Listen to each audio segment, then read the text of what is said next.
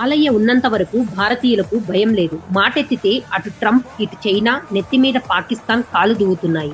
But వాళ్లకు తెలియదు అఖండ మనకు అండగా ఉన్నాడని. తెలిస్తే ఇలా నోర్లు పారేసుకోరు. ఒక్కసారి అఖండ సినిమా చూపిస్తే మళ్లీ జన్మలో మన వైపు చూడరు.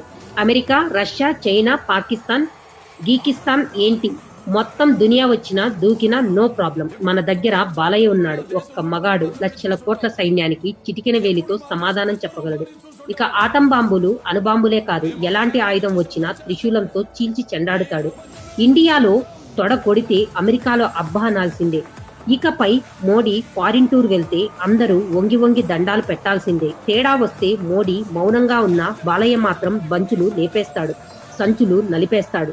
3వ ప్రపంచ యుద్ధం కాదు, 10వ ప్రపంచ యుద్ధం వచ్చినా బాలయ్య ఉన్నంత వరకు నో ప్రాబ్లం. ఒకే ఒక్కడు, ఒకే ఒక్క త్రిశూలం దెబ్బకు దునియా కాళ్ళ మీద పడిపోవాల్సిందే. ఏంటి అలా చూస్తున్నారు? నిజంగా నిజం బాసు. మేము చెప్పింది అబద్ధం అనిపిస్తే అఖండ సినిమా చూడండి, అప్పుడు మీరే ఓకే అంటారు. It's 100% true. Any doubts? Exclusive on Zee news.